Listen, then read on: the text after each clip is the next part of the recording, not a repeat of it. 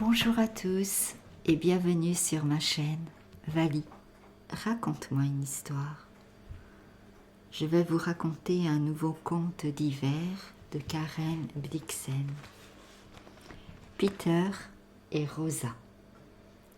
Très belle écoute à tous. Une certaine année du siècle dernier, le printemps fut tardif au Danemark. Le Sund resta gelé à la fin de mars depuis la côte danoise jusqu'à celle de Suède. La neige fondait légèrement pendant la journée dans les champs et sur les routes, mais regelait pendant la nuit. La terre et le ciel restaient également sans espérance et sans pitié. Puis, une belle nuit, après une semaine de brouillard froid et visqueux, la pluie se mit à tomber. Le ciel qui s'étendait cruel et inexorable au-dessus du sol sans vie s'ouvrit. Il ne fut plus qu'un jaillissement de vie torrentielle et se confondit avec la terre. De tous côtés, les échos répondaient au murmure incessant de l'eau qui tombe, et peu à peu ce murmure augmentait et devenait un chant. Le monde frémissait une fois encore. Les montagnes, les vallées, les forêts et les ruisseaux entendaient le vieux refrain. Vous êtes appelés à la vie. Au presbytère de Sollerød, le neveu du pasteur, Peter Kobk, jeune garçon de 15 ans, lisait et peinait sur l'étude des pères de l'Église, à la lueur d'une chandelle de suif. Tout à coup, il perçut un son différent de celui de la pluie. Et, abandonnant ses livres, il alla ouvrir la fenêtre. Le bruit de l'averse emplissait la nuit, mais Peter écoutait d'autres voix, des voix magiques qui venaient d'en haut, de l'éther lui-même, et Peter leva la tête pour les mieux entendre. Pourtant il faisait sombre, mais ce n'était plus l'obscurité hivernale. Déjà une clarté diffuse perçait l'ombre nocturne. Au-dessus de Peter, la musique de la vie en marche se faisait entendre dans les airs. Battements d'ailes sonores, jeux de flûte, sifflements aigus. De partout, des signaux de ralliement s'échangeaient là-haut entre les oiseaux migrateurs en route vers le nord. Peter resta un long moment à penser à ces voyageurs. Il les voyait mentalement, un à un, devant ses yeux. Ces longues bandes de morillons, de petites sarcelles, de courlis, de souchets, dont le cœur battant, on attend le passage pendant les dernières soirées chaudes du mois d'août. Toutes les joies de l'été défilaient là-haut ce soir, clamant à plusieurs voix un chant d'immortelle espérance, une merveilleuse promesse. Peter était grand chasseur. Il tenait son vieux fusil pour son bien le plus précieux, et de tout son être, il s'élançait vers le ciel à la rencontre des oiseaux sauvages. Il savait bien ce qui agitait le fond de leur cœur. Il les entendait crier « Vers le nord, vers le nord !» Leurs coups tendus perçaient la pluie danoise qui mouillait leurs petits yeux brillants. Ils se hâtaient pour rejoindre l'été nordique, été de jeu et de renouveau, où le soleil et la pluie se partageaient l'immense voûte du ciel. Ils s'en allaient retrouver les lacs transparents, innombrables et sans nom, et les nuits blanches de l'été dans l'extrême nord. Ils se hâtaient vers la région des combats et des amours. Plus haut encore, et peut-être dans les combles du monde, une multitude de cailles, de grives et de bécassines filait à tire-d'aile au-dessus de la tête de Peter, qui, cloué au sol, sentait ses membres frémir sous le courant nostalgique. Il s'imagina qu'il faisait lui-même un long trajet avec les oies sauvages. Peter désirait partir en mer, mais le pasteur l'obligeait à rester au milieu de ses livres. Ce soir, à la fenêtre ouverte, il évoqua solennellement par la pensée son passé et son avenir, et fit le vœu de s'enfuir du presbytère pour se faire marin. En cet instant, il pardonnait à ses livres et ne souhaita plus de les brûler tous. Qu'il se couvre de poussière ou tombe entre les mains de gens poussiéreux, fait pour s'occuper de livres, songeait le jeune garçon. Lui, Peter, allait vivre sous les voûtes frémissantes, au balancement du pont d'un navire. Il verrait monter vers lui un horizon nouveau à chaque lever du soleil. Après avoir pris cette résolution, il éprouva un sentiment de reconnaissance si profond qu'il joignit les mains sur l'appui de la fenêtre. Il avait été élevé dans la piété. Ses remerciements s'adressaient à Dieu, mais ils s'égarèrent quelque peu en route, comme si la pluie les avait fait légèrement dévier, car Peter remercia le printemps, les oiseaux et même la pluie. Dans la maison du pasteur, on pensait beaucoup à la mort et on l'envisageait fréquemment. Peter, en imaginant son avenir, considérait aussi la mort du marin. Il s'attardait parfois à se représenter sa couche suprême au fond de la mer. Les sourcils froncés, il contemplait sans émotion ses propres os étendus sur le sable. Les courants des profondeurs dans leur clarté verte passeraient à travers ses yeux, telle une série de rêves. De gros poissons, et même des baleines, nageraient au-dessus de lui comme des nuages, et des bancs interminables de menus frettins afflueraient soudain dans les vagues, comparables à la foule des oiseaux qui rayaient le ciel cette nuit. La mort en mer, se disait Peter, serait paisible et meilleure qu'un enterrement à Solérode, présidé par son oncle, qui jetterait de la terre sur son cercueil. Les oiseaux continuaient à traverser le Sund sous les averses grises. Les lumières d'Helsingor apparaissaient tout en bas. On eût dit une seconde voie lactée. Le vent salé fouetta les migrateurs lorsqu'ils atteignirent la pleine mer du Kattegat, et au-dessous d'eux, au cours de la nuit, de longues étendues d'eau, de terre ferme, de bois, de langues désertiques, de marécages disparaissaient en direction du sud. À l'aube, le vol des oiseaux s'abaissa dans l'air argenté et s'abattit sur une rangée d'îlots plats et nus. Des rochers apparurent tout roses au lever du soleil et illuminèrent les hautes vagues comme des étincelles brillantes. La lumière du matin se refléta dans le beau plumage des canards. Ils caquetaient, s'agitèrent, becquetèrent le sol, nettoyèrent leurs plumes et s'endormirent la tête sous l'aile. Quelques jours plus tard, Rosa, la fille du pasteur, était installée à son métier à tisser, auquel elle venait de fixer des fils de coton bleu et rouge. Elle ne travaillait pas, mais regardait par la fenêtre. Ses pensées suivaient une direction capricieuse. Tantôt elle s'abandonnait au ravissement de sentir les souffles printaniers et s'enchantait de sentir sa propre beauté toute fraîche. Tantôt elle était prise d'une violente colère contre le monde entier, vil et méprisable. Rosa était la plus jeune de 3 sœurs. Les 2 aînées déjà mariées vivaient au loin, l'une à Mohen, l'autre dans le Holstein. Rosa restait l'enfant gâté de la maison. Elle disait et faisait ce qui lui plaisait, mais elle n'était pas réellement heureuse. Elle se sentait seule, et au fond de son cœur, elle était convaincue qu'elle devait s'attendre à subir une horrible épreuve un jour. Rosa était grande pour son âge. Son visage rond, son teint frais s'accompagnaient d'une bouche pareille à l'arc de Cupidon. Ses cheveux frisaient et se crépelaient si obstinément que la jeune fille avait peine à les lisser, et ses longs cils lui donnaient l'air d'être perpétuellement en embuscade.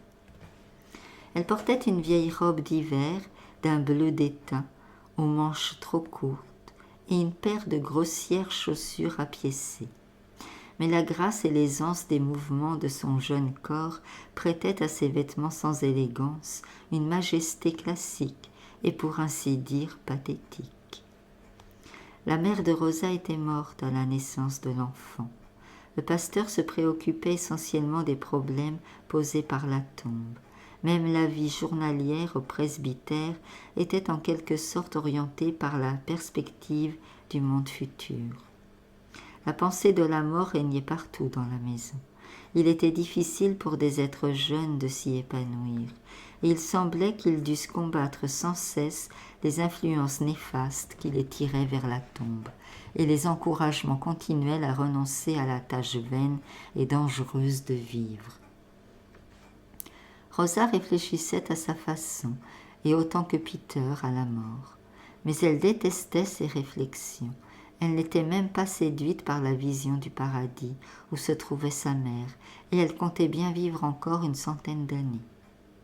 Pourtant, au cours de ce dernier hiver, elle avait été souvent excédée et irritée par son entourage, au point de souhaiter sa mort pour lui échapper et le punir. Mais avec le changement de saison, la tournure d'esprit de Rosa changea également. Ne vaudrait-il pas mieux que tous les autres meurent, se disait-elle. Débarrassée d'eux, libre et seule, elle se promènerait sur les sentiers herbeux, elle cueillerait des violettes, observerait le vol bas et rapide des pluviers au-dessus des champs. Elle ferait des ricochets dans l'eau et se baignerait sans être dérangée dans les rivières et dans la mer. L'image de ce monde heureux s'était présentée à elle avec tant de force qu'elle resta toute surprise en entendant son père gronder Peter dans la pièce voisine et en comprenant que tous deux continuaient à vivre près d'elle. Ce printemps-là, Rosa eut un grave sujet de plainte contre son sort. Elle en était profondément affectée, mais refusait de l'admettre.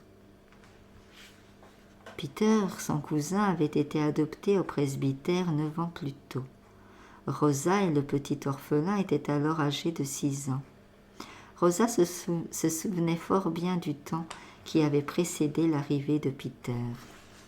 Elle se rappelait ses poupées, dont l'attrait avait disparu après cette arrivée. Les deux enfants s'entendirent bien, car Peter, doué d'un bon naturel, se laissait dominer sans peine, et ils vécurent ensemble plus d'une grande aventure.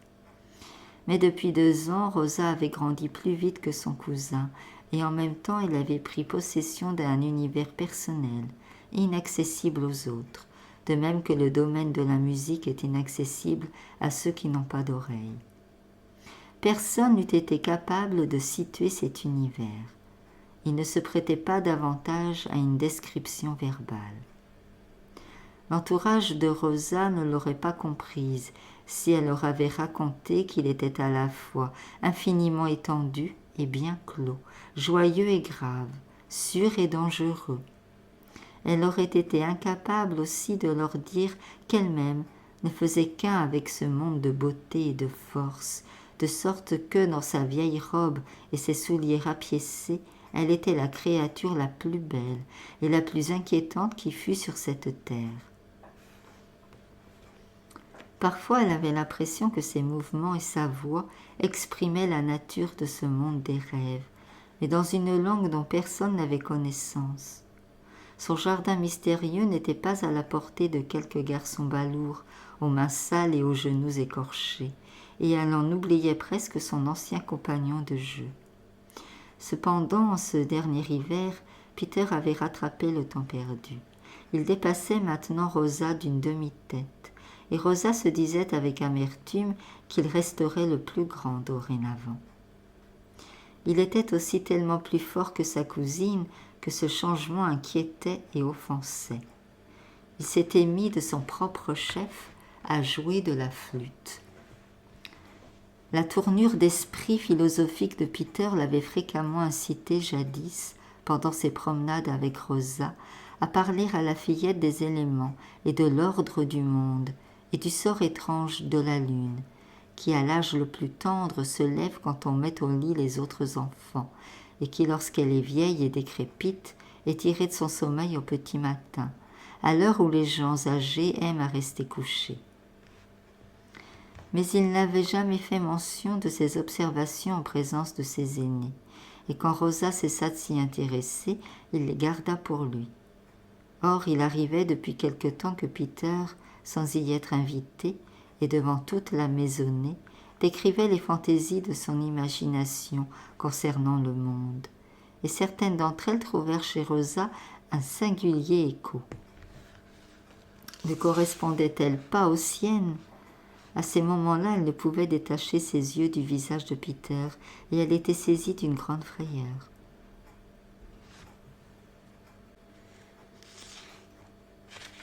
Le monde de ses rêves ne lui offrait plus aucune sécurité. Peter était fort capable de dire à ce monde « Sésame, ouvre-toi », de le faire sien, d'y pénétrer de force, et elle pourrait bien l'y rencontrer un jour ou l'autre. Elle se sentait pour ainsi dire trahie par ce garçon qu'elle avait protégé et avec lequel elle avait joué au temps où il n'était qu'un enfant. Il en arrivait à lui barrer toute initiative et à la priver d'air dans sa propre demeure, ce à quoi il n'avait réellement aucun droit. D'après certains bavardages de grandes personnes, Rosa avait deviné que Peter était un enfant illégitime, et si Peter avait été une fille, le fait aurait ému Rosa de compassion. Elle aurait vu sa compagne de jeu sous l'angle du roman ou de la tragédie. Mais Peter était un garçon. Il avait sa part dans les agissements perfides du séducteur inconnu, son père. Pendant les longs mois d'hiver, Rosa s'était fréquemment aperçue qu'elle souhaitait le départ de Peter. Elle avait envie de le voir s'embarquer sur la mer pour y trouver une mort rapide, avant que par sa faute elle connaisse de pires épreuves. Comme Peter était un garçon hardi et insouciant, on pouvait espérer cette solution. Peter ignorait entièrement les sentiments violents qui agitaient la jeune fille. À sa façon, il avait aimé Rosa dès les premiers instants passés au presbytère. De toutes les personnes qu'il y avait trouvées, elle était seule à lui inspirer confiance. Il avait souffert de ses caprices, bien qu'il les aimât, comme il aimait tout en elle. Depuis quelque temps, il était souvent déçu de ne rencontrer chez Rosa aucune sympathie pour les choses auxquelles il attachait de l'importance, et parfois même il la jugeait un peu superficielle et sotte. Mais en général, les êtres humains, leur caractère, leur comportement n'occupaient qu'une petite place dans les pensées de Peter. Cette place se trouvait juste au-dessus de celle qu'il accordait aux livres. Le temps, les oiseaux, les navires, les poissons, les étoiles avaient à ses yeux une bien plus grande importance. Il conservait sur une étagère de sa chambre un bateau qu'il avait fabriqué lui-même et gréé avec beaucoup de précision et de patience. Ce bateau avait pour lui plus de prix que l'amitié ou l'hostilité de qui que ce soit au presbytère. Il est vrai de dire que Peter avait tout de suite donné à son bateau le nom de Rosa. Mais il est difficile d'en conclure si ce nom constituait un compliment pour la jeune fille ou pour la barque. Rosa, la jeune fille, ne s'occupait pas de son tissage, elle regardait par la fenêtre. Le jardin gardait encore son aspect hivernal, il restait nu et morne, mais le ciel prenait un léger éclat argenté. L'eau dégouttait du toit et des branches de tous les arbres. La terre noire réapparaissait par plaques, là où la neige avait fondu. Rosa contemplait le ciel, le jardin, l'averse de l'air grave et attentif d'une sibylle, mais en réalité elle ne pensait à rien. Éline, la femme du pasteur, entra dans la pièce en tenant un petit garçon par la main. Elle avait été la femme de charge au presbytère avant son mariage avec le pasteur 4 ans plus tôt, et les mauvaises langues de la paroisse prétendaient qu'elle n'avait pas été que femme de charge. Son mari avait le double de son âge, mais elle avait travaillé dur toute sa vie, et elle paraissait plus âgée qu'elle ne l'était. Son visage, hâlé et osseux, avait une expression patiente. Cependant, sa démarche et ses mouvements étaient agiles. La vie avec le pasteur lui pesait souvent, car le mari n'avait pas tardé à se repentir de son infidélité envers la mémoire de sa première femme, qui était sa cousine, fille d'un doyen de paroisse et vierge quand il l'avait épousée. Au fond de son cœur, il n'estimait pas non plus que le fils de la paysanne soit l'égal de sa fille, l'enfant de la morte. Mais Éline était une créature simple, ayant hérité de la philosophie des paysans. Elle n'aspirait pas à une situation plus élevée que celle qu'elle avait toujours occupée au presbytère. Elle ne posait pas de questions au pasteur lorsqu'il ne lui parlait pas, et elle était l'esclave de sa jolie belle-fille. Quand un différend éclatait entre les époux, Rosa prenait toujours le parti d'Éline, et elle aimait tendrement son petit frère. Elle avait fait de lui la seule personne qui, en dehors d'elle-même, avait le droit d'agir, en tout et pour tout, comme il lui plaisait, de même qu'un souverain qui en salue un autre en l'appelant « Votre Majesté, mon frère ». Mais l'enfant ne se prêtait pas à être gâté. Dans cette demeure assombrie par l'ombre de la mort, tout ce qui était jeune luttait pour rester en vie. Seul ce joli petit garçon paraissait accepter tranquillement son sort. Renonçant volontairement à vivre, il accueillait avec empressement sa fin, comme s'il était entré dans ce monde à contre-cœur. La femme du pasteur s'assit modestement sur le bord d'une chaise et posa ses mains laborieuses sur son tablier bleu. « Non, ton père n'achètera pas la vache, dit-elle en poussant un léger soupir. On vendra cette bête achetée à Noël pour 36 $. C'est une bonne vache qui vêlera dans 6 semaines. Mais ton père s'est fâché contre moi quand je l'ai prié de l'acheter. Car, a-t-il dit, comment saurais-je si le jour du jugement et le retour de Jésus-Christ ne sont pas plus proches qu'aucun de nous ne s'en doute? N'amassons pas de trésors dans ce monde. Pourtant, ajouta la femme du pasteur en soupirant, de toute façon, cette vache ferait bien notre affaire cet été. Rosa fronça le sourcil. Elle ne parvenait pas à concentrer suffisamment ses pensées pour en vouloir beaucoup à son père, et elle dit froidement « Il finira bien par l'acheter. » Un papillon engourdi par l'hiver s'était réveillé au premier rayon du soleil printanier et voltait vers la lumière, heurtant ses ailes contre les vitres par petits coups délicats. On aurait cru entendre ceux de doigts menus. L'enfant avait suivi le papillon du regard pendant quelques instants, et il appela Rosa pour lui montrer l'insecte. « Mon frère, reprit Éline, est allé examiner la vache. C'est une bonne vache. Elle est douce. Je pourrais la traire moi-même. »« Oui, c'est un papillon, dit Rosa à l'enfant. Il est joli.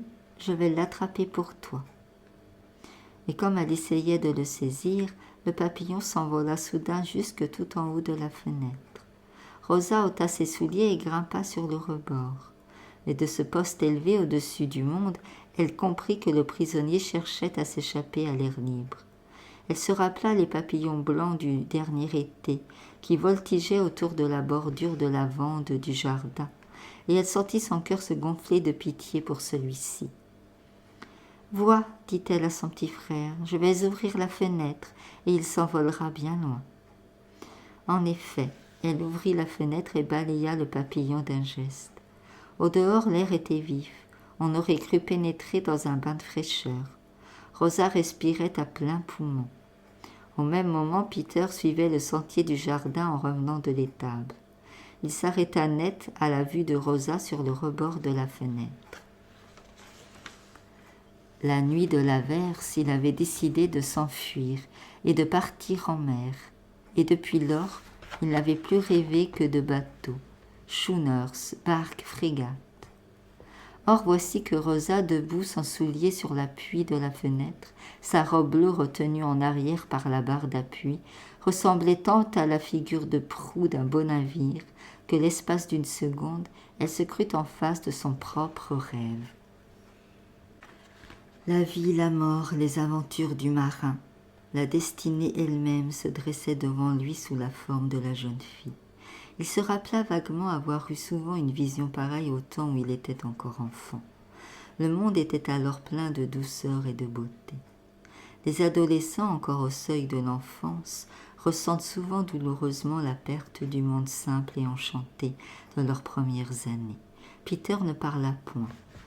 Il ne savait comment s'adresser à une figure de proue, et tandis qu'il la contemplait, elle aussi lui adressa un regard clair et franc, tout en pensant au papillon. Peter crut que ce regard lui promettait un grand bonheur et dans un élan spontané, résolut de se confier à la jeune fille et de lui raconter tout. Rosa descendit de son perchoir et remit ses souliers. Elle était en harmonie avec le reste du monde. Le papillon avait trouvé la liberté et l'enfant était heureux grâce à elle.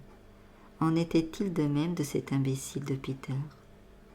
Un seul geste, un seul regard de Rosa avait suffi pour leur donner le bonheur à tous. Il n'ignorait plus qu'elle était bonne, douce et la bienfaitrice du monde entier. Elle aurait voulu rester debout là-haut, mais puisque c'était impossible et que Peter demeurait immobile à la même place devant la fenêtre, elle descendit dans la pièce et ouvrit la porte du jardin. En la voyant si près de lui, le garçon rougit, s'avança vers elle et lui prit le poignet au-dessous de la manche étroite. « Rosa, dit-il, j'ai un grand secret que personne ne doit connaître. Je veux te le confier. »« Quel est ce secret ?» dit Rosa. « Je ne puis en parler ici. D'autres pourraient nous entendre.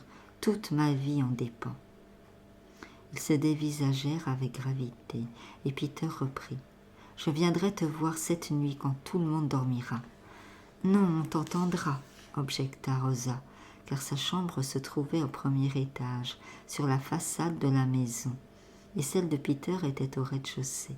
« Écoute-moi, dit-il, je poserai l'échelle du jardin contre le mur. Laisse ta fenêtre ouverte et j'entrerai chez toi de cette façon. » Elle répondit. « Je ne sais trop si je le ferai. »« Oh, ne fais pas la sotte, Rosa, s'écria le jeune garçon. Permets-moi de venir. Tu es la seule personne au monde à laquelle je puisse me confier. » Au temps de leur enfance, quand Peter et Rosa avaient projeté une grande entreprise, Peter montait parfois la nuit dans la chambre de Rosa. Rosa réfléchissait, et soudain elle ressentit au plus profond d'elle-même, comme Peter, le regret de ce monde disparu, et elle dit en libérant son bras de la main de Peter, « Peut-être que je te laisserai entrer. » La nuit était brumeuse, mais c'était la première nuit après l'équinoxe, et déjà l'on devinait la lumière du jour. Peter ne bougea pas avant d'avoir constaté que le pasteur avait éteint sa lampe, puis il sortit de la maison. Il poussa l'échelle jusqu'au mur de la façade et la dressa jusqu'à la fenêtre de Rosa, et ce faisant, il s'égratigna la main. Quand il essaya d'ouvrir la fenêtre, il constata qu'elle était entrebâillée et son cœur battit très fort. Il se hissa dans la chambre et lentement, silencieusement, s'avança vers le lit. Il y posa la main pour s'assurer dans l'obscurité que Rosa était bien là, car elle ne faisait pas un mouvement et ne soufflait mot. Puis il s'assit sur le lit et resta quelques instants silencieux comme elle. La pensée d'ouvrir son cœur à une amie qui ne l'interromprait pas et ne se moquerait pas de lui l'émouvait autant, et le remplissait d'autant de reconnaissance qu'au moment où il avait écouté l'appel des oiseaux migrateurs. Il se rappela que des années peut-être avaient passé depuis ses dernières conversations intimes avec Rosa, et il se demandait si la faute en était à lui ou à elle. En tout cas, cette constatation l'attrista fort. Il allait avoir grand-peine à exposer ses idées aujourd'hui. Quand enfin il parla, les mots sortirent lentement, un à un, de ses lèvres, et il s'arrêtait entre chaque phrase. Il dit « Rosa, essaye de me comprendre, même si je ne m'exprime pas clairement, comme ton père, ajouta-t-il d'un ton un peu railleur, car il s'était souvent moqué des sermons du pasteur. Mais il n'insista pas, ne sachant si Rosa n'avait pas changé d'opinion depuis ses jours anciens. Il prit une forte inspiration et dit « Je n'ai jamais agi comme je l'aurais dû, mais je ne m'en rends compte qu'à présent. Tu sais qu'il y a des gens qu'on qualifie d'athées. Ce sont de terribles blasphémateurs qui refusent de croire à l'existence de Dieu. Eh bien, j'ai été pire qu'eux. J'ai offensé Dieu et je lui ai fait du tort. J'ai détruit Dieu. » Il parlait d'une voix basse et comme étouffée, coupant de ses phrases de longues pauses, paralysé par l'émotion, et par la peur de réveiller le reste de la maisonnée. Car vois-tu, Rosa, dit-il, un homme ne vaut que parce qu'il fait, qu'il construise des bateaux, qu'il fabrique des montres ou des armes, ou même qu'il écrive des livres, si j'ose dire. Tu ne peux dire qu'un homme est un grand homme que s'il fait de grandes choses. Il en est bien ainsi de Dieu, n'est-ce pas, Rosa? Si Dieu n'est pas glorifié par son œuvre, comment peut-il être le Dieu de gloire? Et moi, je suis l'œuvre de Dieu. J'ai regardé les étoiles, la mer et les arbres, les animaux, les oiseaux, et j'ai vu comme ils sont en harmonie avec le plan de Dieu et se conforment à ses intentions à leur égard. Leur vie est certainement une satisfaction, un encouragement pour le Seigneur, comme lorsqu'un constructeur de bateaux fait un beau bâtiment qui tient bien la mer. Je me suis dit que Dieu doit être triste en me voyant moi. Quand Peter s'arrêta pour penser à ce qu'il allait dire encore, il entendit Rosa soupirer profondément, et il lui fut reconnaissant de ne pas parler. Il reprit après un long silence. J'ai vu l'autre jour un renard près du ruisseau dans le bois de bouleau. Il m'a regardé en remuant un peu la queue, et j'ai pensé qu'il remplissait parfaitement son rôle de renard, comme Dieu l'a voulu. Tout ce qu'il fait et entreprend est conforme à sa nature de renard. Il n'y a rien en lui, depuis ses oreilles jusqu'à sa queue, que Dieu n'ait pas décidé pour lui. Il est un renard de la tête à la queue tel que Dieu l'a voulu.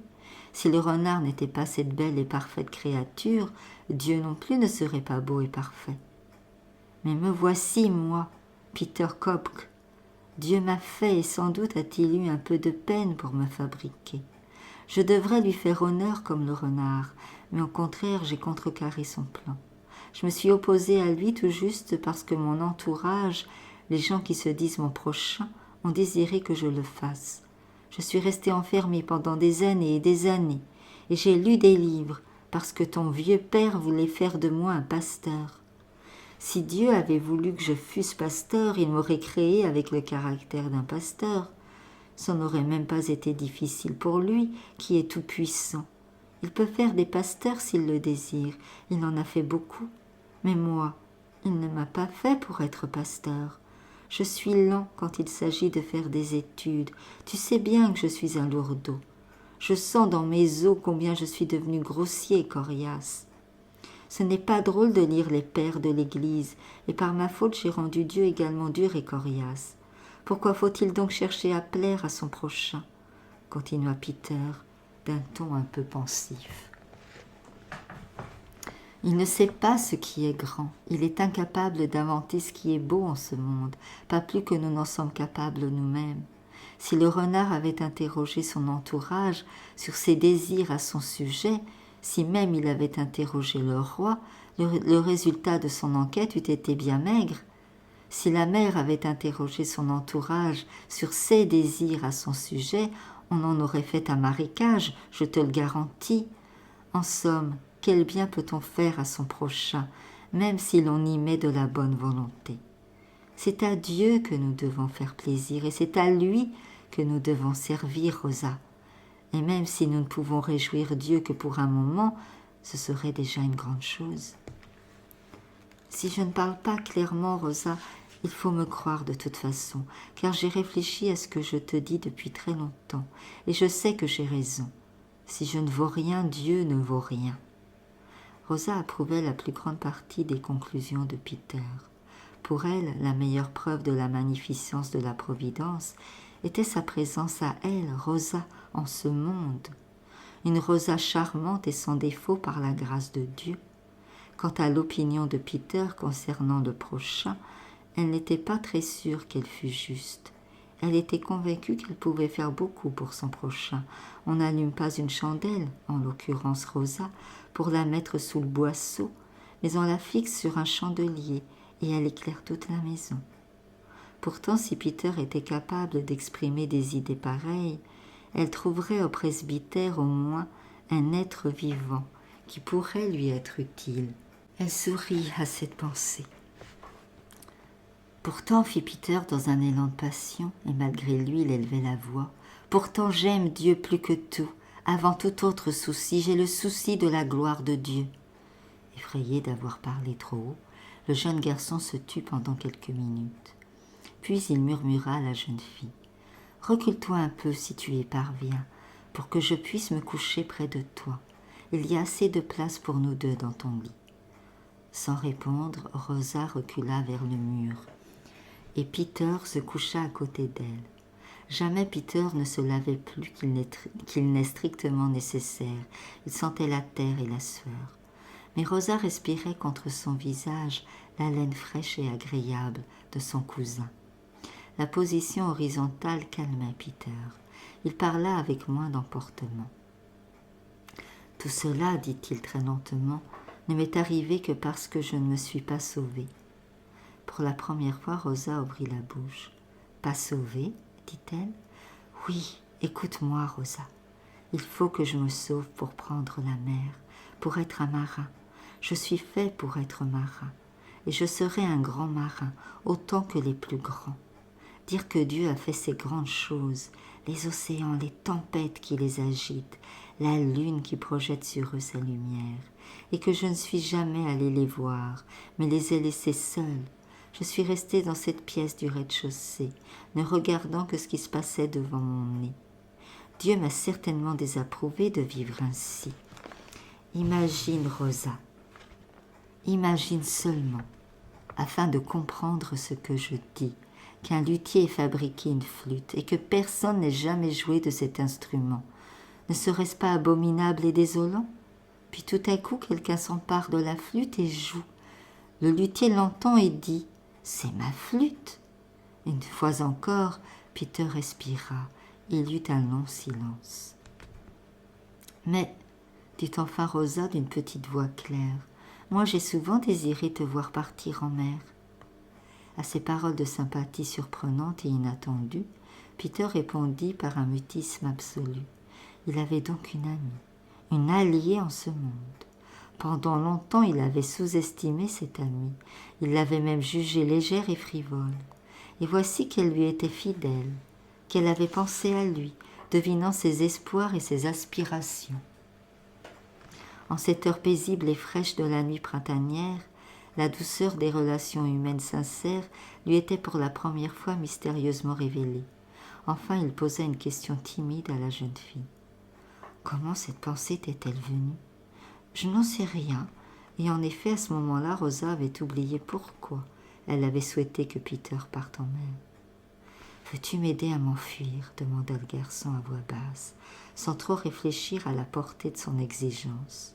« Oh oui, » fit Rosa après une brève hésitation. « Mais comment puis-je t'aider ?»« Écoute, » dit Peter en se rapprochant vivement d'elle. « C'est à Helsingør qu'on prend le bateau. J'en connais un, l'Espérance, dont le capitaine s'appelle Svendbag et qui est à l'ancre à Helsingør en ce moment. On m'accepterait à bord. Mais ton père ne me laissera pas aller à Helsingør, à moins que tu ne lui dises que tu as envie d'y aller toi-même pour voir ta marraine et que tu crains de voyager seul. Alors il se peut qu'il me permette de t'accompagner. Et quand nous y serons, Rosa, quand nous serons à Helsingør, je serai à bord de l'Espérance avant que personne ne le sache. Je serai sur la mer du Nord avant qu'on se soit douté de rien. Et nous approcherons de Douvres en Angleterre. Rosa, un jour je doublerai le cap de Bonne-Espérance ou le cap Horn. » Il s'arrêta, oppressé par tout ce qu'il avait encore à dire. « Je puis fort bien rester ici toute la nuit, pensa-t-il. Dieu ne s'oppose pas à ce que je reste jusqu'à demain matin de bonne heure. » Rosa ne répondit pas tout de suite. Il n'était pas mauvais pour Peter qu'elle le fît attendre un peu. Il apprendrait ainsi à apprécier davantage son aide. « Tu as tout combiné avec précision » finit-elle par dire avec un soupçon d'ironie. Il essaya de comprendre ce qu'elle entendait par là. « Non, dit-il, je n'ai rien combiné. Tout m'est venu brusquement, comme une inspiration. Et sais-tu quand ? Quand je t'ai vu debout sur le rebord de la fenêtre. » Il n'osa pas lui dire qu'elle ressemblait à la figure de proue de l'Espérance. Mais un triomphe si joyeux transparaissait au travers même de son chuchotement, que Rosa comprit tout tout sans qu'il fût besoin d'explication. Elle objecta. Beaucoup de bateaux sombrent, Peter, et la plupart des marins finissent par se noyer. Peter tarda un peu à répondre, car il avait quelque peine à se détacher de la vision de Rosa à sa fenêtre. Quand il reprit la parole, ce fut pour dire « Je le sais bien, mais tout le monde est destiné à mourir un jour ou l'autre, tu comprends ? Et je pense que mourir noyé est bien la mort la plus magnifique de toutes. »« Pourquoi te figures-tu cela ?» dit Rosa qui avait peur de l'eau. « Je ne sais pas. C'est peut-être à cause de cette masse d'eau, car si l'on y pense, il n'y a rien qui sépare les océans, ils forment un tout. Si l'on se noie dans la mer, ce sont toutes les mers qui vous reçoivent. Je trouve que c'est magnifique. » « Peut-être que c'est magnifique, en effet, dit Rosa. En parlant des océans, Peter avait fait un grand geste, et il avait atteint Rosa à la tête. Il sentit contre sa paume la douce chevelure crépelée, et sous les cheveux le petit crâne dur et rond. Une fois de plus, il resta silencieux. Bien que sa volonté n'y fût pour rien, ses doigts touchaient la tête de Rosa et caressaient ses cheveux. Cependant, il retira bientôt la main et dit « Il faut que je redescende. »« Oui, dit-elle. » Il sortit du lit et resta à côté dans l'obscurité, puis il dit « Bonsoir. » Rosa répéta « Bonsoir. »« Dors bien, dit encore Peter, qui de sa vie n'avait souhaité à personne de bien dormir. « Dors bien, Peter, » répéta Rosa. Peter arriva au bas de l'échelle dans un tel état de ravissement qu'il aurait bien pu se diriger en sens inverse, du côté du ciel vers les étoiles qu'il connaissait si bien, mais que le brouillard lui cachait à présent. Son agitation était due à deux causes.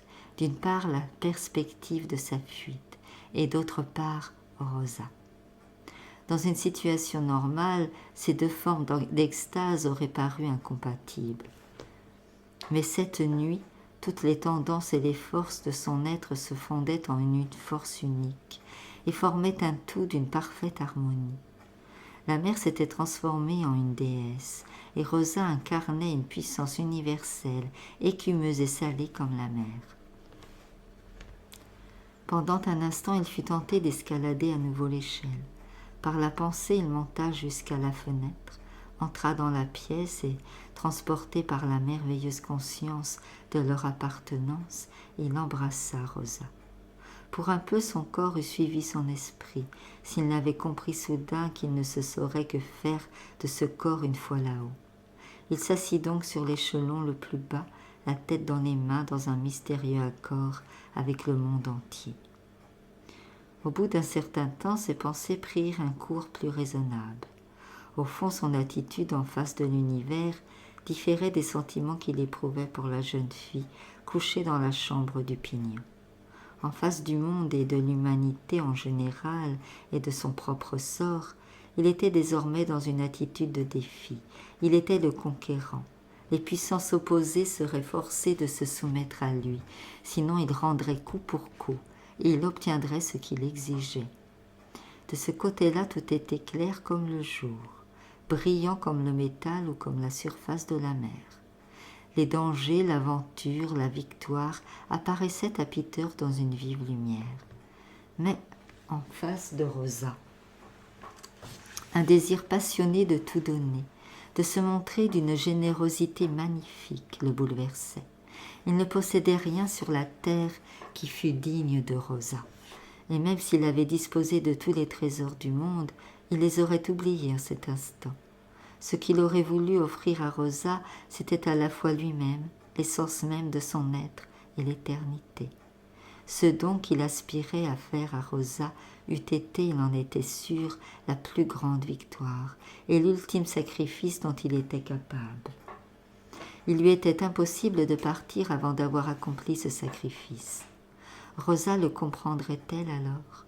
Ce sacrifice le recevrait-elle? Accepterait-elle son offrande?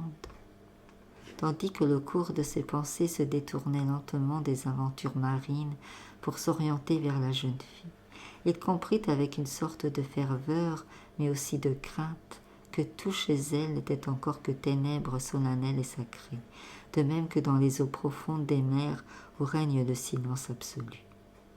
Peter se disait que Rosa paraissait le connaître beaucoup mieux qu'il ne la connaissait elle. Il ne parvenait pas à l'approcher complètement. Il ne pouvait deviner ses pensées et ses aspirations, même en s'y efforçant. Chaque fois qu'il tentait d'approcher de la jeune fille, il était repoussé par une force inconnue.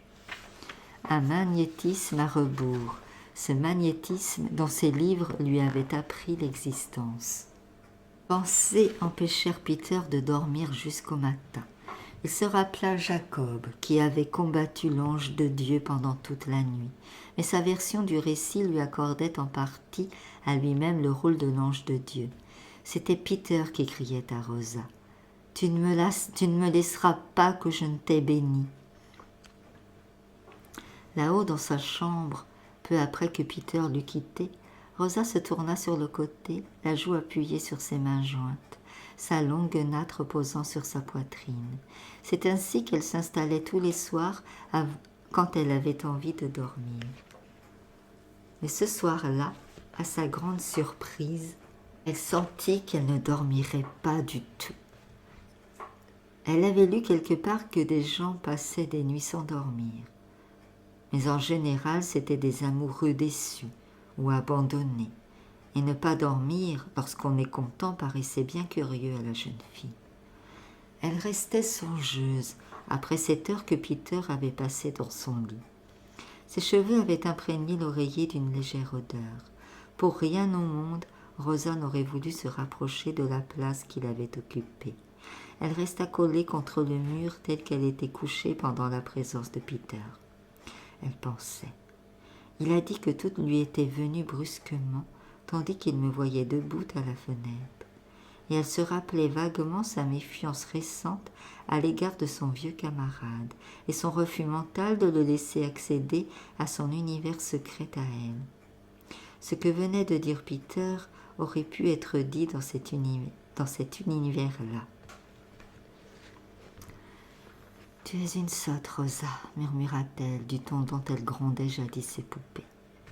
La force de Peter qui l'avait inquiétée lui plaisait maintenant.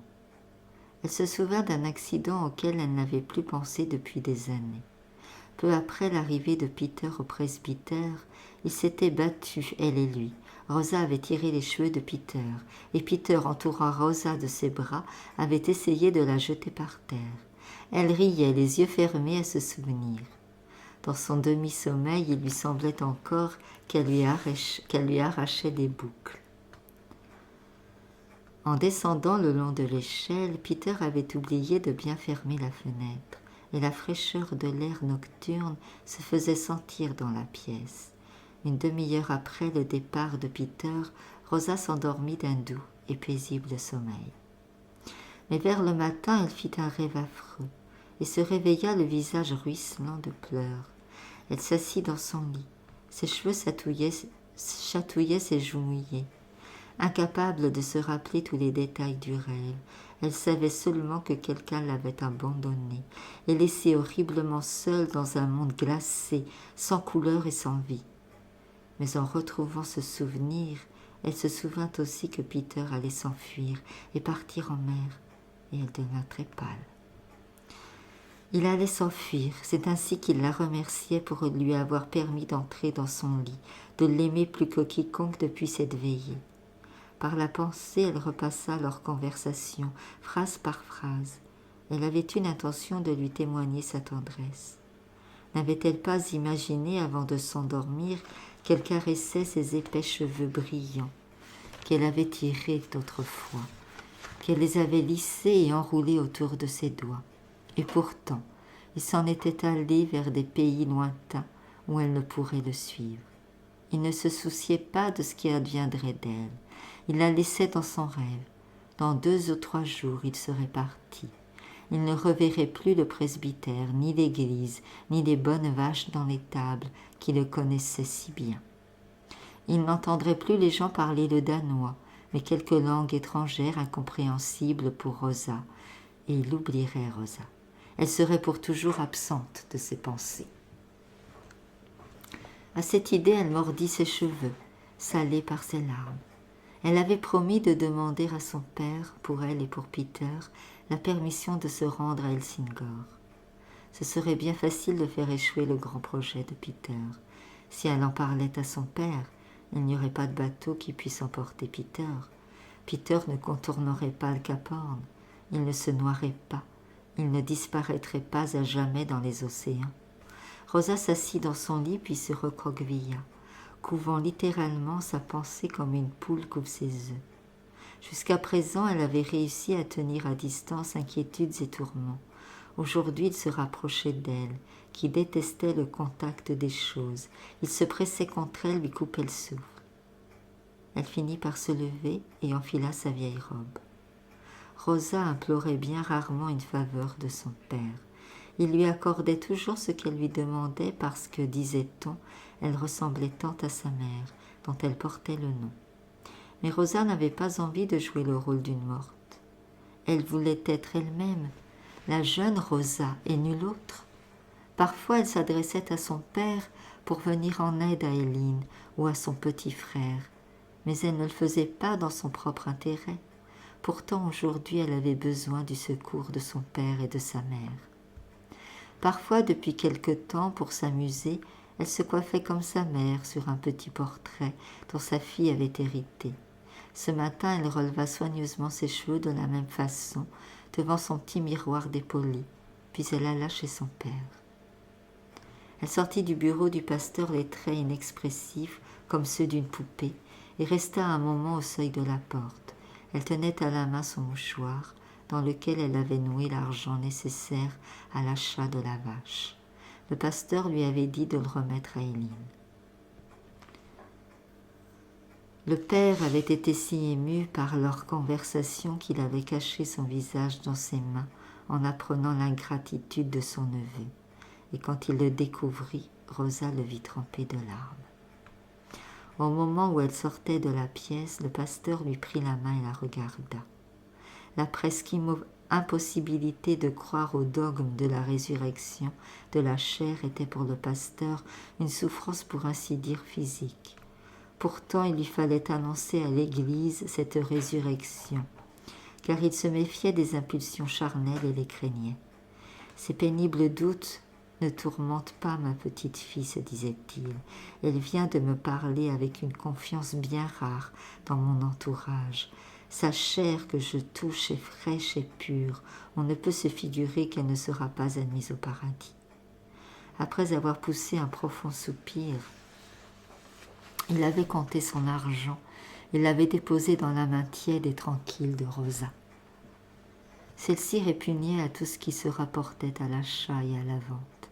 Elle prit la somme en hésitant et avec si peu d'attention que le vieillard lui recommanda de bien la nouer dans son mouchoir.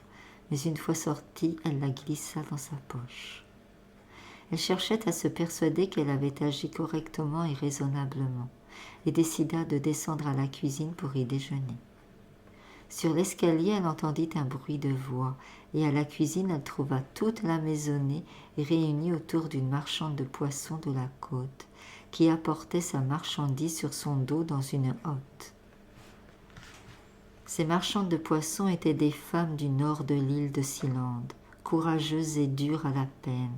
Elles faisaient 30 milles à pied, lourdement chargées, et par tous les temps, après quoi elles rentraient chez elles pour faire la lessive, le raccommodage et la cuisine pour leur mari et une douzaine d'enfants. Elles avaient la riposte prompte et en tant que porteuses de nouvelles étaient les bienvenues partout.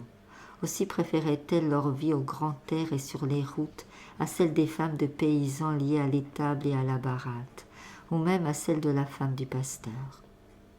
Emma, la marchande, avait posé par terre sa hotte et, assise sur le billot, buvait du café tout en racontant tous les on-dit du voisinage.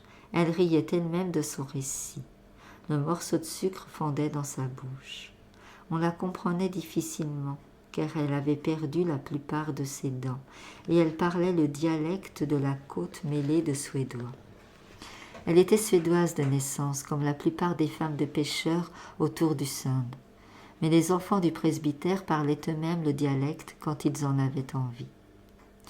La femme s'interrompit pour faire un signe de tête amical à la jolie fille du pasteur, et Rosa s'approcha du billot, portant sa tasse de café pour écouter les nouvelles.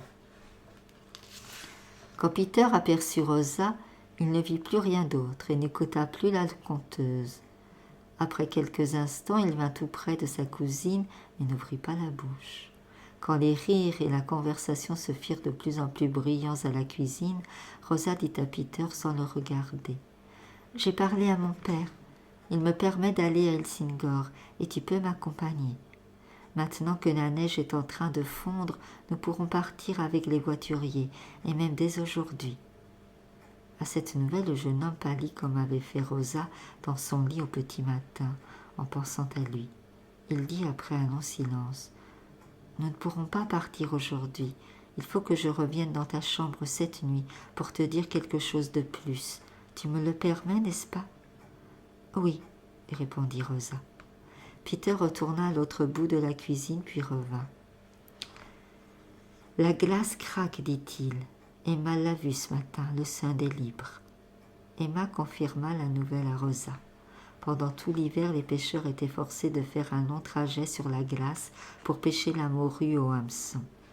Maintenant, la glace craquait et on apercevait la mer libre.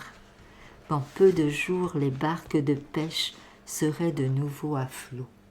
« Je vais aller voir ça, dit Peter. » Rosa lui jeta un coup d'œil furtif, mais ne parvint plus ensuite à détacher ses regards du visage de son cousin, si étrangement solennel et radieux. « Il ne sait rien de ce que je sais, » se disait-elle. « Viens avec moi, Rosa !» s'écria-t-il dans un grand élan de joie, ou s'il ne pouvait plus la quitter. « Oui !» dit Rosa. Le petit garçon, entendant qu'ils allaient voir la débâcle, voulut les accompagner. Rosa le prit dans ses bras. « Tu ne peux pas venir, dit-elle, c'est trop loin pour toi.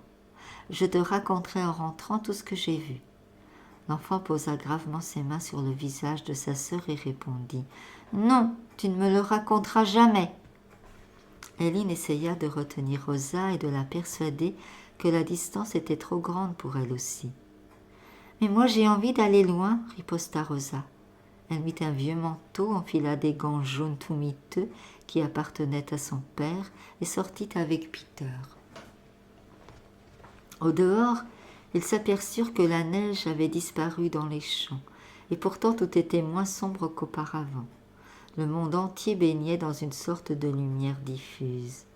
Peter et Rosa en étaient aveuglés et avaient peine à ouvrir les yeux. De tous côtés, ils étaient entourés d'eau courante, faisant jaillir des gouttelettes dans leur fuite rapide. La fonte de la neige ne facilitait pas la marche. Peter allait d'un bon pas, et puis il attendait impatiemment la jeune fille, qui dans ses vieilles chaussures glissait et trébuchait sur le sentier. Quand elle le rejoignit, elle était toute rouge de fatigue et comme étourdie par l'air et la lumière. Tout à coup, Peter s'arrêta d'avancer. « Écoute, dit-il, voici l'alouette. » Ils restèrent sans faire un mouvement, serrés l'un contre l'autre, et en effet, ils entendirent très haut au-dessus de leur tête les trilles extasiés et triomphants d'une alouette, comme une incessante pluie de gouttelettes sonores. Un peu plus loin dans la forêt, ils rencontrèrent deux bûcherons, et Peter s'arrêta pour leur parler, tout en taillant de longues baguettes, une pour lui et une autre pour Rosa, dans les branches d'un jeune hêtre. Le vieux bonhomme regarda Rosa et demanda si elle était bien la fille du pasteur de Sollerød, et il s'étonna de la voir tellement grandie. Les enfants du presbytère s'entretenaient rarement avec les gens du dehors, mais aujourd'hui Rosa avait l'impression qu'Emma et le vieux bûcheron lui ouvraient un monde nouveau. Peter avait marché longtemps en silence, dans une sorte d'ivresse. La mer était devant lui et l'attirait comme un aimant. Tout près de lui, Rosa le suivait pas à pas. Mais après sa conversation avec le vieux bûcheron, sa langue se délia et il devint plus communicatif. Mais ne trouvant pas de paroles pour exprimer ses pensées, il décida de raconter une histoire à Rosa, et il commença ainsi. « J'ai entendu parler du capitaine d'un bateau qui avait donné le nom de sa femme à son embarcation. Il fit sculpter une magnifique figure de proue à l'exacte ressemblance de cette femme, avec les cheveux dorés comme les siens. Mais la femme était jalouse du bateau. « Tu penses davantage à la figure de proue qu'à moi, disait-elle. Mais il répondit, « Oh non, si elle me plaît tant, c'est qu'elle te ressemble, elle est toi. N'est-elle pas magnifique? N'a-t-elle pas un port superbe? Ne danse-t-elle pas dans les vagues comme tu as dansé le jour de notre mariage? D'une certaine manière, elle est même plus gentille avec moi que tu ne l'es. Elle s'en va où je lui dis d'aller, et elle fait flotter au vent sa longue chevelure, alors que tu caches la tienne sous un bonnet. Mais elle aussi me tourne le dos, et si j'ai envie d'un baiser, je reviens chez nous à Helsingør. » Or, un jour que le capitaine faisait du commerce à Tranquebar, la chance voulut qu'il aidât un vieux roi à fuir les traîtres de son propre pays. Quand le roi et le capitaine se séparèrent, le roi donna 2 grosses pierres bleues au capitaine, qui les fit placer dans les orbites de la figure de proue. En rentrant chez lui, il raconta son aventure à sa femme et il lui dit « Maintenant, elle a même tes yeux bleus. Tu aurais mieux fait de me donner ces pierres pour en faire des boucles d'oreilles, déclara la femme. Non, dit-il, c'est que je ne puis pas faire et tu ne me le demanderais pas si tu me comprenais. » Cependant, la femme ne cessait de se tourmenter au sujet des pierres bleues. Et un jour que son mari assistait à une réunion de la corporation des capitaines de vaisseaux, elle fit venir un vitrier de la ville pour ôter les pierres précieuses et mettre à leur place 2 morceaux de verre bleu dans le visage de la figure de proue. Le capitaine ne s'en aperçut pas et fit voile pour le Portugal sans se douter de rien. Au bout d'un certain temps, la femme du capitaine s'aperçut que sa vue baissait et qu'elle n'y voyait plus assez pour enfiler une aiguille.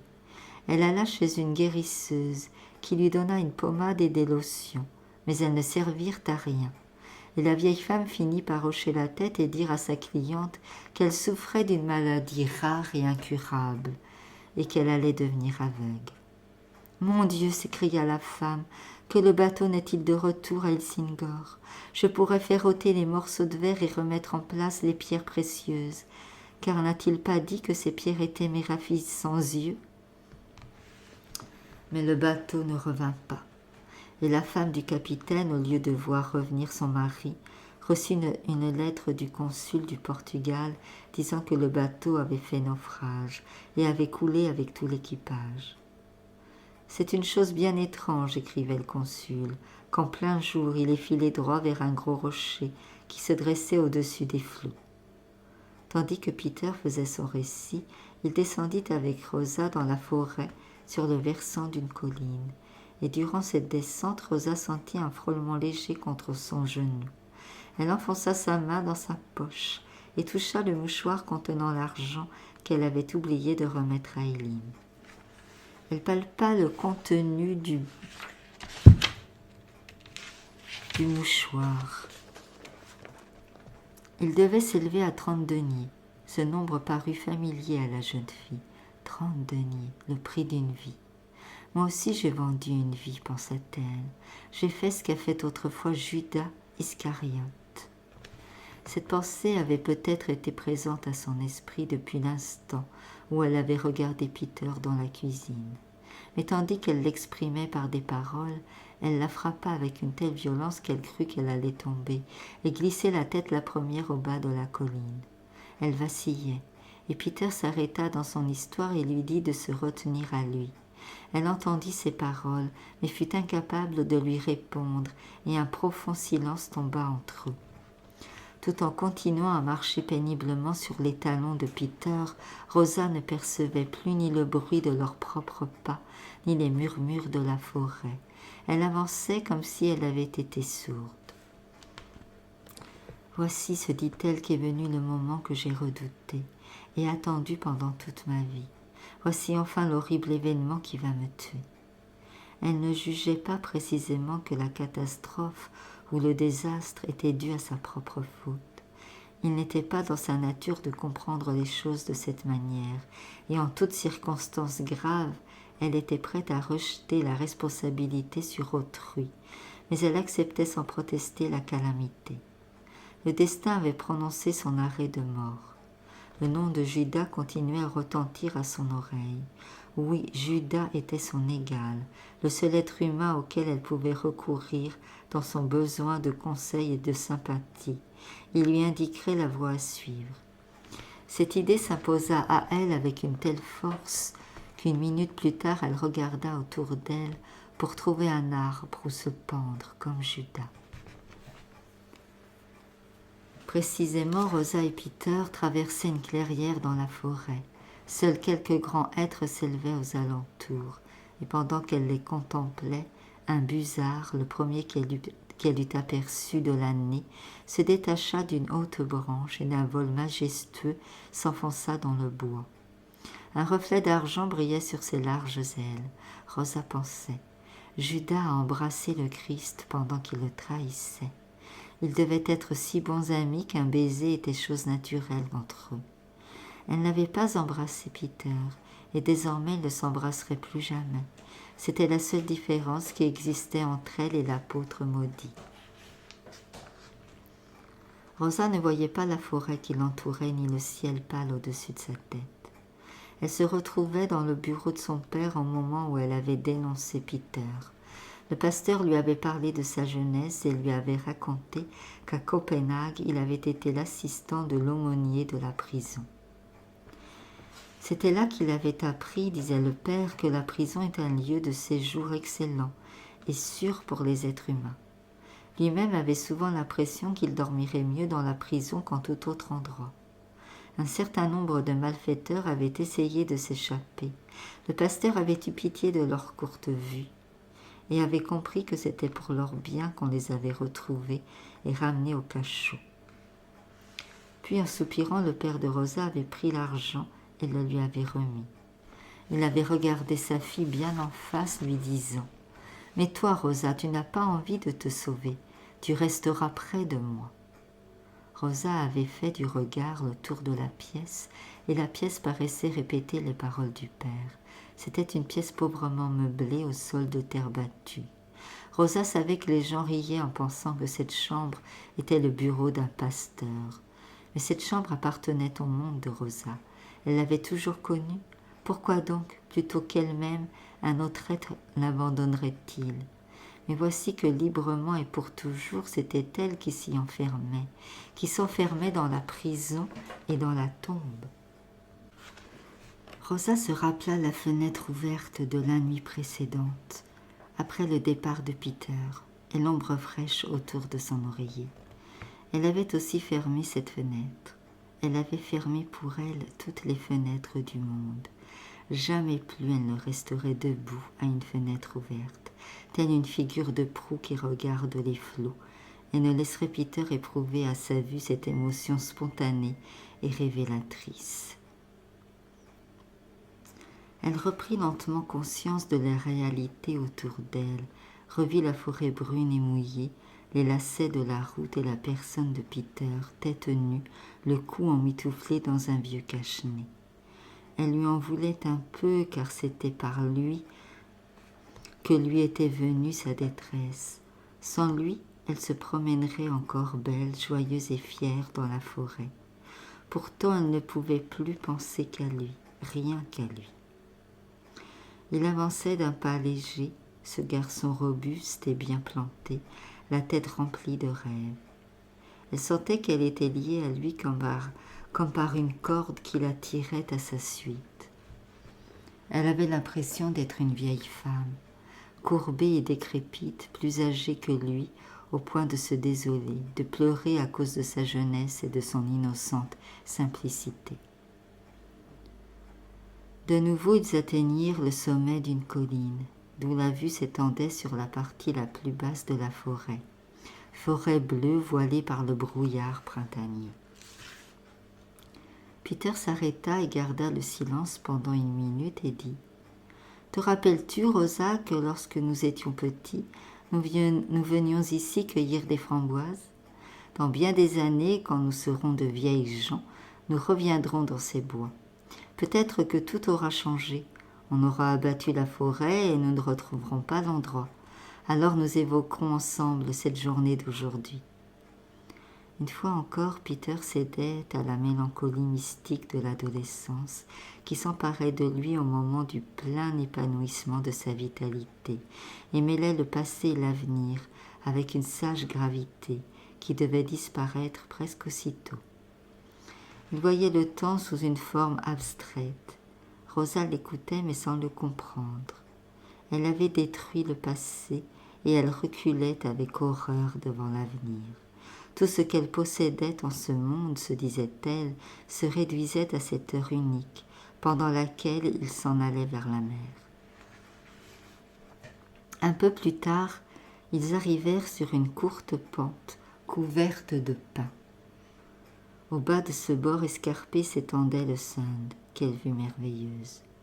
Tout près du rivage, la glace formait encore une surface plane et solide, mais déjà à une courte distance, c'était la débâcle. Gros glaçons et plaques de glace chancelaient, vacillaient, se balançaient doucement, tournaient avec lenteur sur eux-mêmes grâce au courant au-dessous d'eux. Et au-delà de leurs lignes blanches et brisées, c'était la mer libre, bleu pâle, presque aussi transparente que l'air. Élément majestueux, puissant, encore un peu somnolent après son long sommeil hivernal, mais déjà libre de se mouvoir selon les désirs de son cœur, et embrassant toute la terre dans un élan de convoitise passionnée. C'est à peine si un léger souffle de vent se faisait sentir, mais un faible bruissement, comparable à un joyeux bavardage à voix basse, montait dans l'air. Les plaques de glace se heurtaient l'une contre l'autre, pressées de se mouvoir librement. Peter n'avait pas touché Rosa depuis qu'Ollie l'avait joué avec ses cheveux. Maintenant il saisit sa main, et au contact chaud de la paume brûlante du jeune garçon, Rosa sentit instantanément affluer en elle un fleuve d'énergie et de joie. Puis tout à coup, Peter dégringola le long du bord et courut sur la glace. Et Rosa courut derrière lui. Si Rosa avait eu 10 ou 20 ans de plus, elle serait morte sans doute, ou serait devenue folle de chagrin en cet instant. Mais elle était si jeune que la vigueur de son désespoir la soutenait. N'ayant plus que cette seule heure à vivre, il fallait bien qu'elle l'emplît de joie, d'expérience, de douleur, au maximum de ses capacités. Elle bondit sur la glace d'une aussi vive allure que Peter. La nature entière ruisselait d'eau, ce qui ravissait Rosa plus que tout. Depuis quelque temps, la sécheresse régnait, dure et impitoyable. Rien ne cédait au toucher, rien ne répondait plus aux cris du cœur. Mais ici tout s'écoulait, tout ondoyait, le monde n'était plus que fluidité. Près du rivage, des glaces flottantes, toutes blanches, se brisèrent sous les pieds de Rosa, et elle pataugeait dans des flaques d'eau claire. Bientôt ses chaussures furent trempées, et en courant elle fit gicler des gouttes d'eau sur sa robe. Un léger vertige s'empara d'elle. Dans une minute ou deux, elle et Peter n'allaient-ils pas fondre et se dissoudre dans les flots salés d'une suavité inconnue? Pardon. Pourquoi, se demandait Rosa, Peter ne se serait-il pas contenté de faire des voyages pareils? Alors nous aurions pu être heureux. Plus ils avançaient, plus souvent ils étaient obligés d'enjamber de grandes crevasses dans la glace verte et brillante comme du verre. L'épaisseur de ces glaçons était encore grande, mais à un certain moment, Rosa crut sentir le sol bouger légèrement sous ses pieds, et elle eut l'impression que quelque chose ou quelqu'un, un tiers, s'était joint à leur entreprise aventureuse sur la mer, mais elle n'en dit rien à Peter.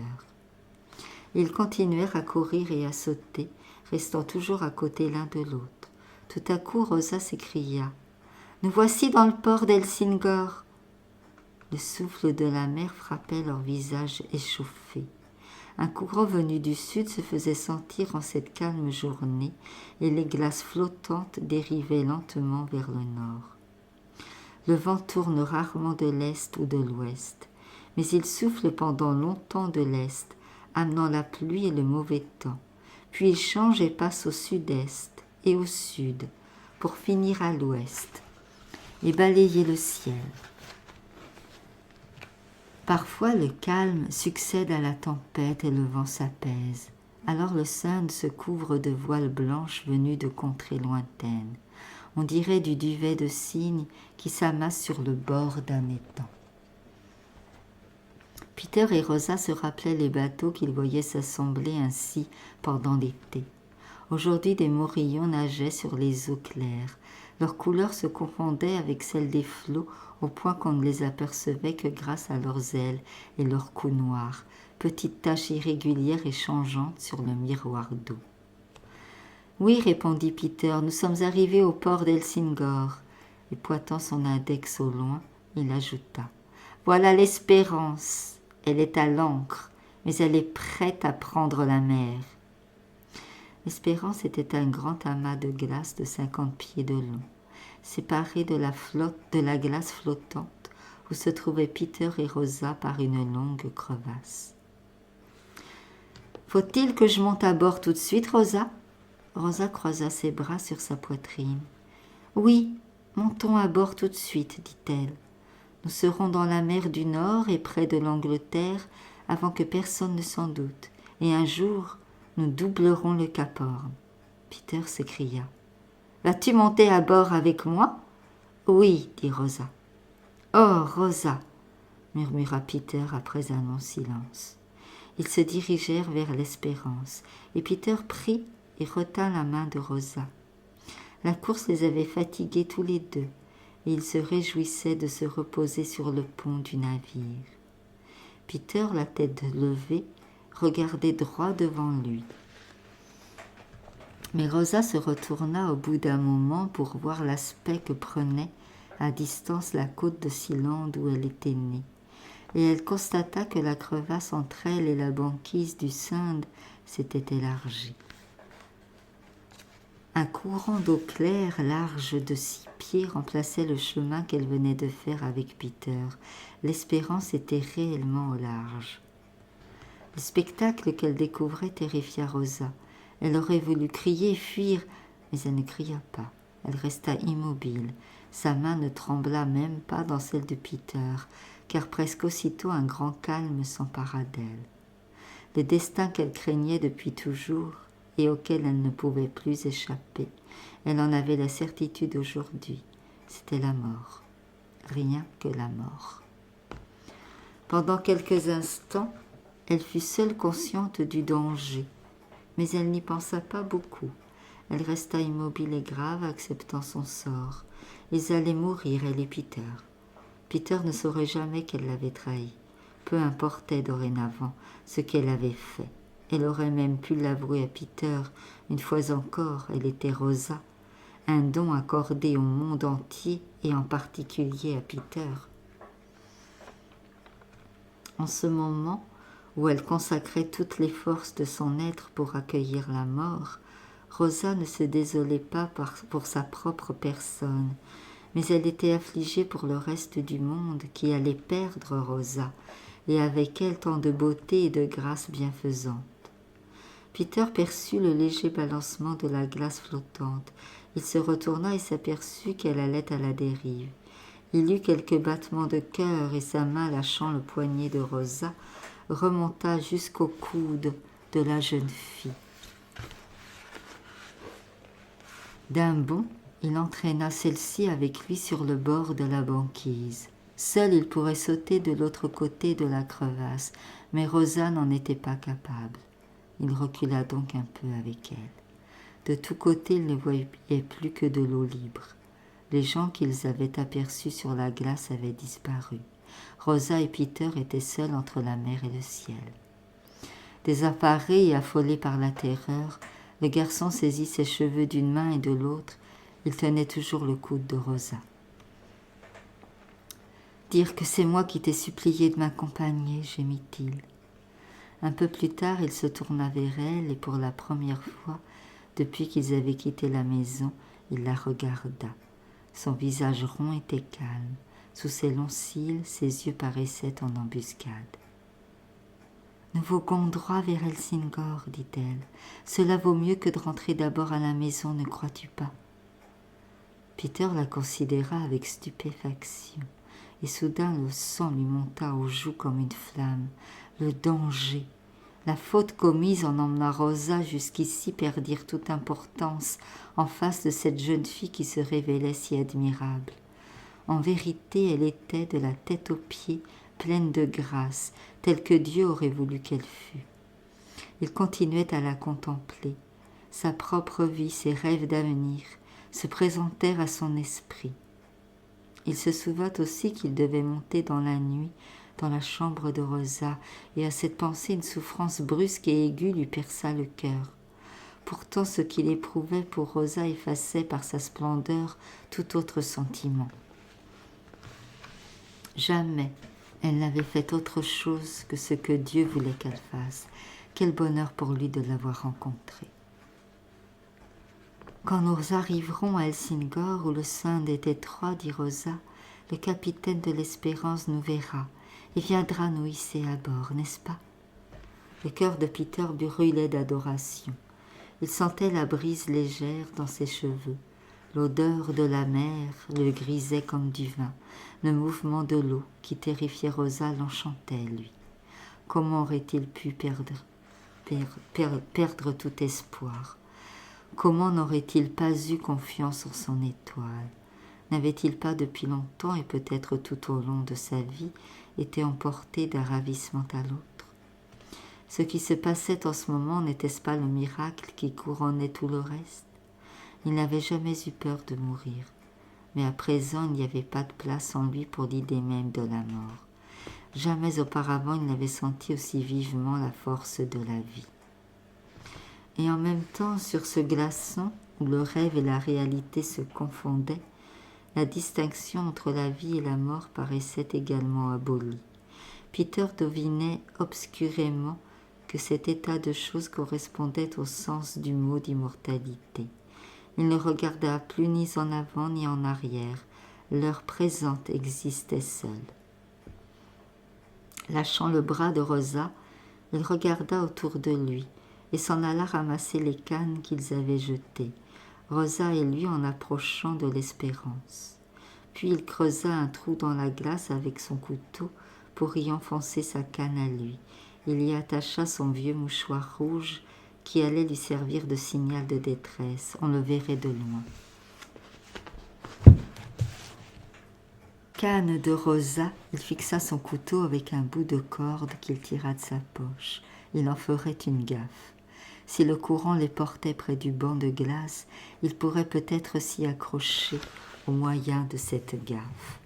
Rosa le regardait faire. Le drapeau rouge différenciait la banquise des autres glaces flottantes. Elle devenait un bateau, une maison, un refuge sur les flots pour Peter et Rosa. Il ne faisait pas froid, le ciel déversait une lumière argentée. Une pensée singulière traversa l'esprit de Peter. Il souhaita d'avoir emporté sa flûte et de jouer pour Rosa, car jusqu'à présent, elle ne s'était jamais souciée de l'entendre. Il sortit de sa poche une petite bouteille qu'il avait emportée en partant et demanda à Rosa si elle voulait boire. Cela lui ferait du bien. Il en prendrait une goutte après elle. Rosa détestait l'odeur du rhum. Et elle avait toujours été fâchée contre Peter parce qu'il en buvait. Aujourd'hui, après avoir un peu hésité, elle consentit à goûter l'alcool, et même d'en boire un peu, au goulot, car il n'avait pas de verre. Les quelques gouttes qu'elle absorba la firent tout sauter, et des larmes montèrent à ses yeux. Mais pour faire plaisir à Peter, elle avala une seconde gorgée, qui la réchauffa toute. Peter but aussi à la bouteille et la déposa sur la glace. Quand Rosa reprit son souffle, elle dit « Au fond, le rhum n'est pas si mauvais que cela. » Peter enleva son manteau et son cache-nez pour en envelopper Rosa. Il croisa le cache-nez sur la poitrine de la jeune fille qui le laissa faire sans un mot. « Pourquoi as-tu relevé tes cheveux aujourd'hui » lui demanda-t-il. Rosa se contenta de secouer la tête en guise de réponse, trouvant trop long de lui exposer ses raisons. « Laisse-les retomber, dit Peter, le vent les fera flotter. »« Mais ton cache-nez m'empêche de lever les bras. » Me permets-tu de défaire ton chignon ? Certainement. Les doigts de Peter, habitués à griller une barque, dénouèrent le ruban qui retenait les cheveux, et Rosa resta patiemment la tête un peu penchée tout contre lui. La masse souple et brillante de la chevelure couvrit, en tombant, les joues, la nuque et la poitrine de la jeune fille. Et comme Peter l'avait prévenu, le vent fit voler les mèches, qui caressèrent doucement son propre visage. Au même moment, et sans que rien ne l'eût fait prévoir, la glace se brisa sous les pieds de Peter et de Rosa, comme s'ils s'étaient trouvés au-dessus d'une fente cachée et que leurs poids combinés eussent fait craquer la mince couche qui la recouvrait. Le choc les jeta à genoux l'un contre l'autre. En une minute, la glace s'enfonça à un pied en dessous de la surface de l'eau. Ils auraient pu être sauvés s'ils s'étaient séparés et avaient lutté chacun pour soi des deux côtés de la crevasse, mais cette idée ne leur vint ni à l'un ni à l'autre.